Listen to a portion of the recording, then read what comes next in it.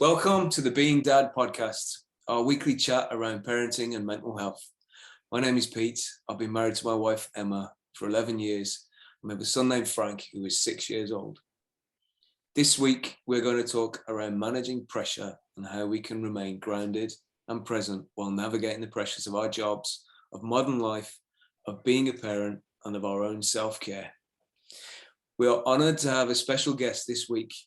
Professional rugby league star Kevin Larroyer is a French international second row forward who has forged a successful career in England with 5 different clubs since crossing the Channel in 2014, currently playing for Halifax Panthers.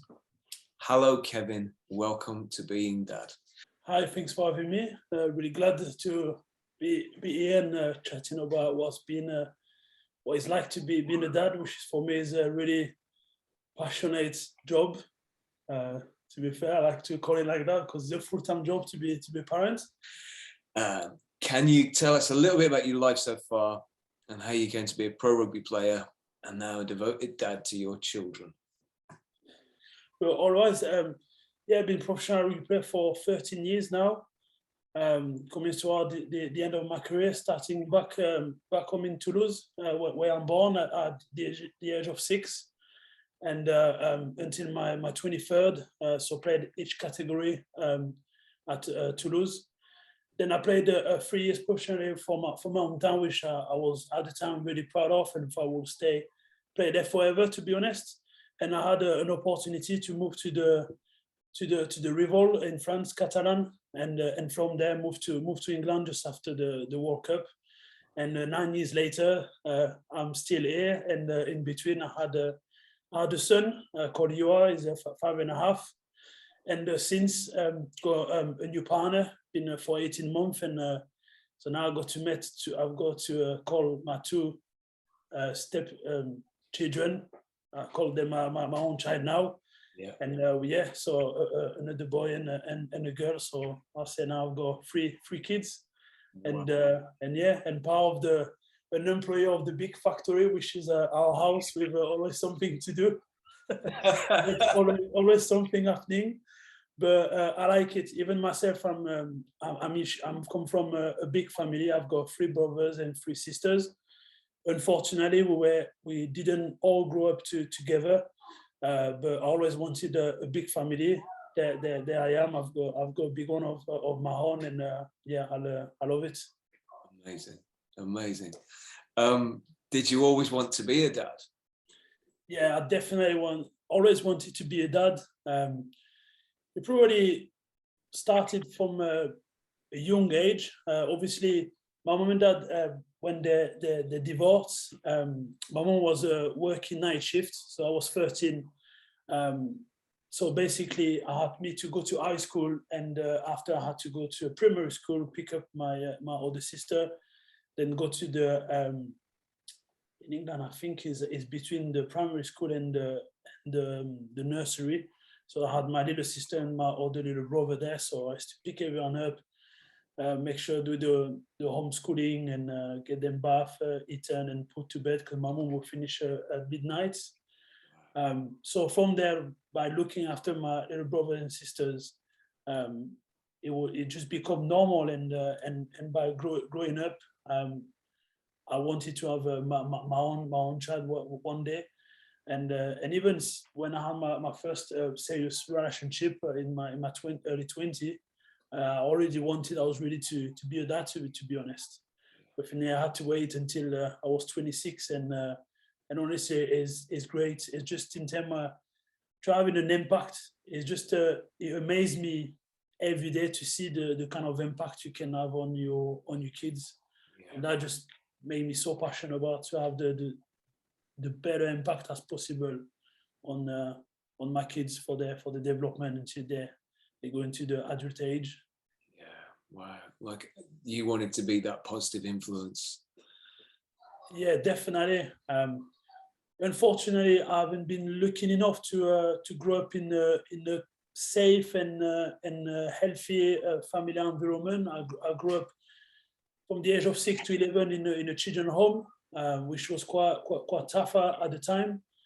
and I had really broken family, and I always wanted to and never been looking up to my mom and dad, and that's something until this day I have to live with, the fact I have a very pretty much no relationship with my mom and dad, and I think that's pretty sad, especially when I see, on the other hand, my partner, how close she is from a mom and dad and a sister, how they're here for each other at any time for anything.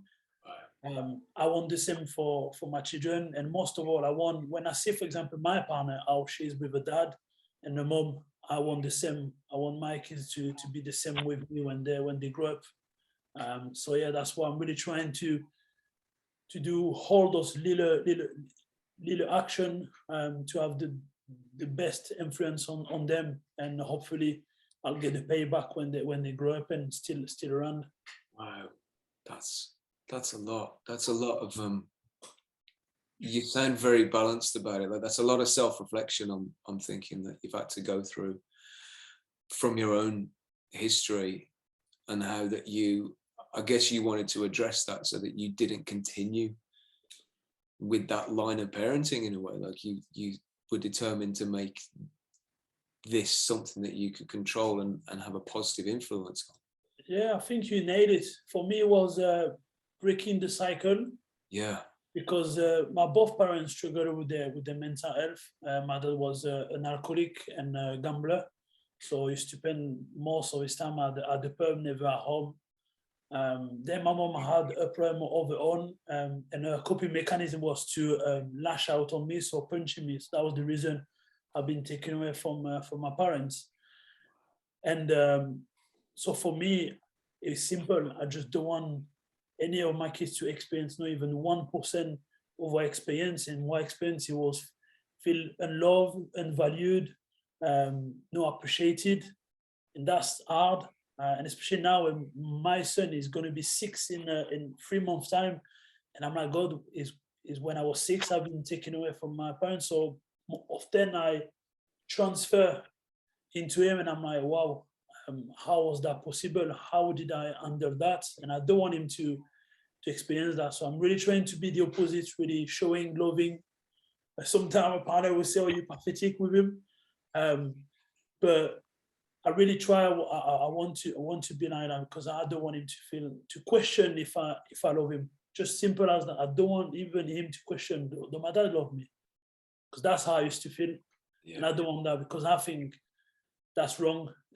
No ever children should question if their parents love them or not. No, you're right. You're so right. My personal relationship with my dad wasn't great, and I had similar issues. He was quite a big drinker and quite an angry presence in the house. I've made it like a mission, and my wife would say sometimes it's to my own detriment, that I will literally put Frank, our little boy, before anything else. Like, I want, like he said, I want him to know that he's listened to, that he's seen and he's valued, and that everything he wants to talk about and wants to do is just as important as things that I want to do. But I guess I'm still learning to find that balance between managing myself and managing what he needs as a growing human. So it's a journey, I guess. It's always a learning journey. Yeah, it's definitely a journey, because even now I go thinking, obviously, before being with my partner, I only had my son to think about and take consideration, but now I've got 2 stepchildren, and it's a different type of responsibility, because obviously, not being then the natural dad, you have to create a bond with them. And that's have to happen on a daily basis. So you have to be able to manage yourself, because you try to enter into the life, because it's, even for them, it's a big thing having another male figure coming in. So, but I'm really lucky. They're absolutely great. We'll probably talk in more detail later, but is a challenge of every day, because I know I try to be fair and treat them like they were my kids, so no make a difference at all. And I see how now our relationship evolve. How now I can see that they drop down some barriers with me. We are more closer, and I'm like, good. So that's mean I'm fair, because I know sometimes I can be quite strict. Yeah. In the other hand, I try to be showing and loving, give them time and listening to them. So yeah, it's been a dad and a stepdad it's a really enjoyable journey. Definitely. I think what you've said is great there, because it's having the awareness and the ability to admit to your mistakes and admit when you might have got things wrong, and then you do.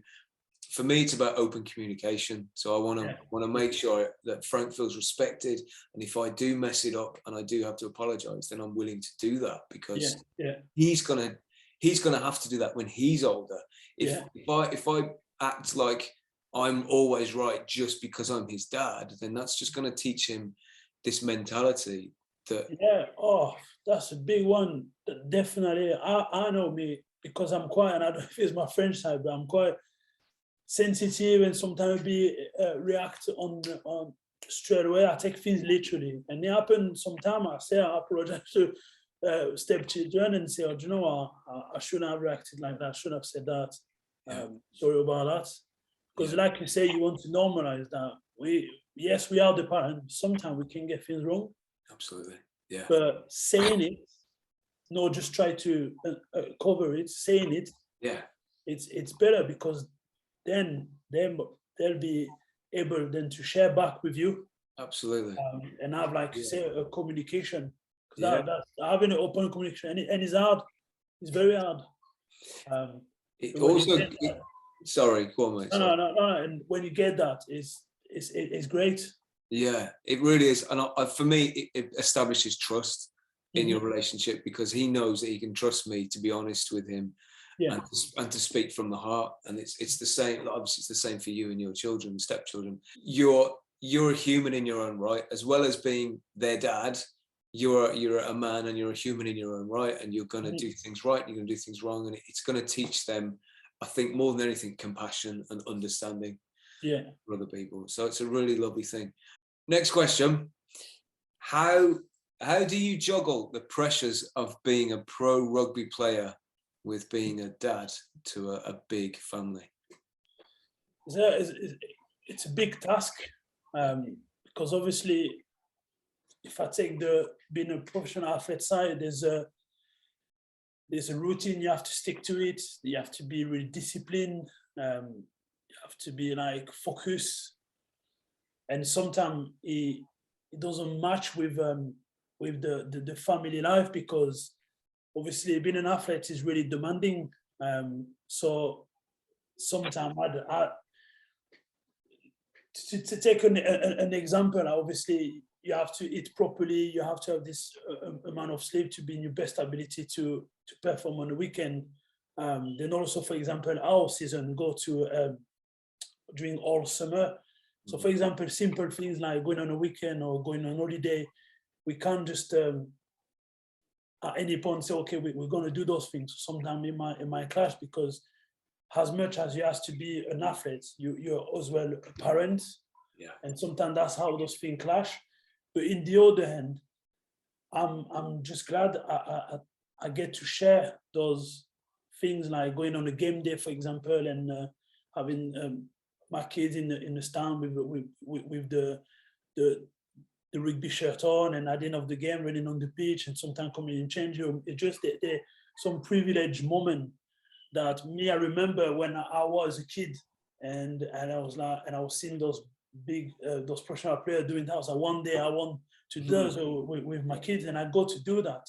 Right. Also, in the other hand, I realized for my partner and kids is really demanding as well, because they have to live based on me, but a little bit in terms of holiday weekends, and even on the weekend, my partner traveled all over in England to come and watch for the game. Been looking, we'll be dealing with the kids.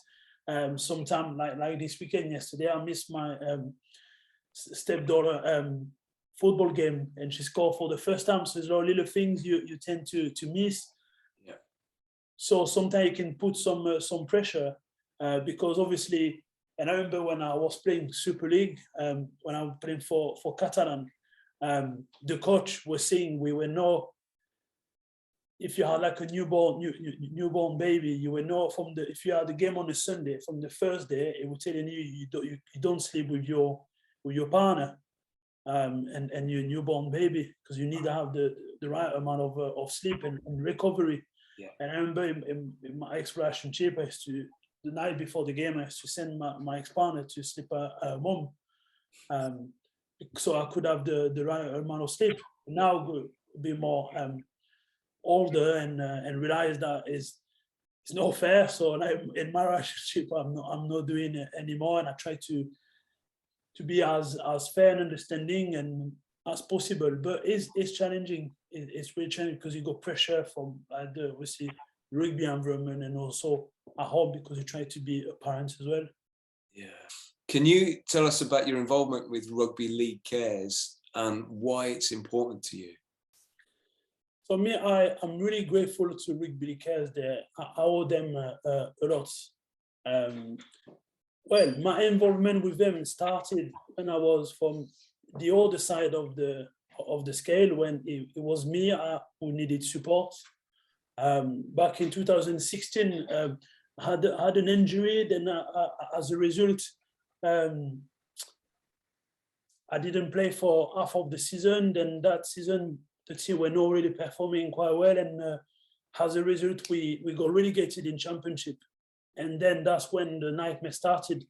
Lost my contract, and that's been gradually nightmare began and fell into depression really.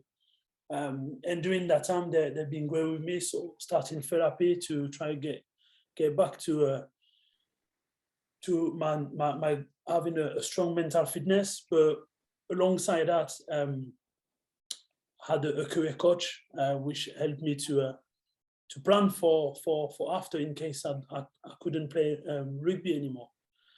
So a few months after that, when I was obviously back on into recovery and feeling much better about myself, they had this program that was about to launch prior to the World Cup. This program we got called ahead of the game, when we go visit community clubs, rugby league community clubs, and we deliver a workshop, mental fitness workshop, to raise awareness and start conversation about mental health with young people. So they approached me to see if I would be interested. So straight away, I put my hands up, because as a child going to a children's home, mental health has been a big part of my of me growing up and into my adult life. And also because I feel like it was a duty for me to give back for the support I received, and also if I can play my part into unlocking and breaking down mental health stigma, I would definitely do it. But also my involvement came from something that happened during that time when I experienced depression. I lost my little sister. She was 17, and she took her own life because she was experiencing a mental health problem. And that for me have been a massive wake-up call, because I felt loads of guilt in terms of not being the big brother that I should have been there for her, check up on her. But now I was like, what can I do now to honor a memory and make sure this doesn't happen again? So being involved in this program is perfect, because that's really nailed the age when she was experiencing all those mental problems which needed to her taking her own life. So for me, use my story and her memory to try to help all the children. That was been my reasons why I've been involved in this program. Wow.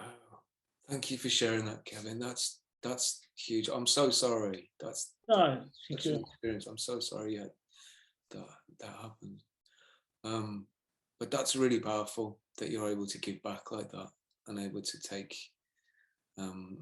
your experience and your understanding and help others that go through that process. And you've nailed it really, because a huge part of what we're trying to do with this podcast is just break down the stigma and open up conversations and encourage people to say if they're not okay, to seek help, and to talk to people about Yeah, it, you know, and I think you mentioned it. Begin with your closest family and friends, because they're the ones that are going to give you that support. oh yeah, and now for me to keep going, being involved in this program, obviously, my children is a big part as well, because when I go deliver to the young people, I like to take them with me to the workshops, because I was like, I teach. I don't like this word teaching, but I'm trying to raise awareness around the subject to all the young people. Yeah. Why not taking them, even if because you have to plant the seed very, very, very early. So I take them with me, and when I see the response they have, now I can see even at home the vocabulary they use from they pick up from the workshops, and I'm like, wow, that's amazing. This is changing, because and now I remember my little boy one time in the car when I call, so Papa, so if I am in the red, so that's mean I'm not feeling well, but to come back in the blue, so can I talk to my brother if I'm not feeling right? Wow. So yeah, absolutely, and just that, and even my stepson is the one who's really knows the most. To be fair, he's really alert about the subject, Wow. and just that as a big partner to keep going. So within the family, we really try to install a normalized conversation about our feelings and emotions. Because I believe if you can do with your children, and also when you include my partner, I really try to be, and I can tell her now she really opened as well with me in the other side. I think you're into a winner, because if you can have open discussion between from the parents with the children between themselves and with the parents, you definitely have a healthy relationship, family relationship. So true. So true. It's breaking that down, that barrier of guilt and shame. Yeah. So it's not just the fact that you're experiencing these difficulties, it's just that you have so much self-judgment and so much shame attached to it, that just, it's an unnecessary weight that you that we just want to take that away, you know. Yeah, and I think that's a big one, because I remember back in 2016 when I was experiencing depression, why it has been took longer, because I was so ashamed. I was so ashamed that when you're in those kind of situation, you just feel like it's just you feeling like that. Absolutely. I was really ashamed to talk about it. I didn't want to speak about it. But when I started to unlock and see that people were not judging me, and they were showing a lot of empathy and compassion, yeah, then I was like, wow, I was wrong. And now obviously I can tell the difference even within rugby, when before it wasn't really a much spoken subject. yeah. And now it's everywhere. It's everywhere, and it's good. I can see things moving. In 2016, it wasn't that long ago. No. So to tell you how in a short amount of time it has changed.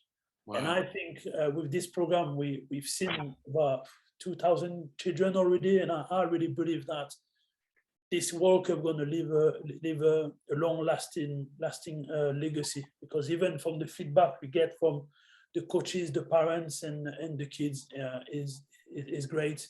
And even sometimes, honestly, I'm fortunate enough to meet with some children, and the kind of chat we have, and even sometimes some children have some tough upbringing, and just like that, they're just gonna start open up with you. And honestly, every time that happens, I feel I could even cry, because I'm like, wow, these children don't even know me. Wow. Only for half an hour, and now he starts sharing his deepest worries he's experiencing, and in front of a stranger, me, but also in front of his whole team. Wow. That's what we want. Of course. And also is the response you see from the older children. Yeah. It happens sometimes, a child sharing a rough time, he'll have a home or a loved one he lost, and you'll see his teammate next to him put his arm around his shoulder, and you're like, wow, that's the kind of thing you want to see. Absolutely. And when that happens, often I try to stop and tell them, look, that's what we want. Yeah. That's what is normal. to be there for your teammate when he's not feeling right. Yeah. And to tell them that it's not hard, but just by doing that, put your hand on the shoulder, that means a lot. That just means a lot. God, yeah, absolutely. Especially what's wonderful about it is because rugby league is quite a macho sport. It's, you know, there's some big guys out there, and it's a very physical contact, very macho sport. So as an example, I think what's wonderful about it is that you are providing an example of you can be a man doing a very masculine sport and still be vulnerable and still be able to share your feelings and share that you are struggling and it's okay. And I think that as an example is just the most wonderful thing. And like, if children are learning from that at this young age, then, you know, there's real hope for the next generation, isn't there? Yeah. Let me tell you something. I know people see us like rugby players, like big, strong guys who we run into walls for 80 minutes and tackle big trucks. But I'm telling you, we are the softest ones. You should see me at home, man. I'm the softest ones. Like, I can, like, sometimes like some emotion, a bit crying, or even like the way I am a partner. We are the softest ones. Like, I can tell you. Just, you don't judge a book by its cover. It's just because you have all those stigma around. It's like you have to pretend you're something else, but really, when we are all at home, and I can tell with the type of chat we have between ourselves, we are big soft guys, to be honest. Most of the time, the toughest one is our partners. If they're managing you, that's why. I can tell you, we can tackle anybody on the pitch, but when we're at home and they say something, we say, okay, yes. Is your partner in earshot? I bet she's sat opposite you on the table. That's why no, you have to say this. She's upstairs, but I'm pretty sure she's got her ear. She knows. Listen, even if she knows it, she knows everything that's happening in the house. So I won't be surprised. She knows everything. That's brilliant. That's so wonderful.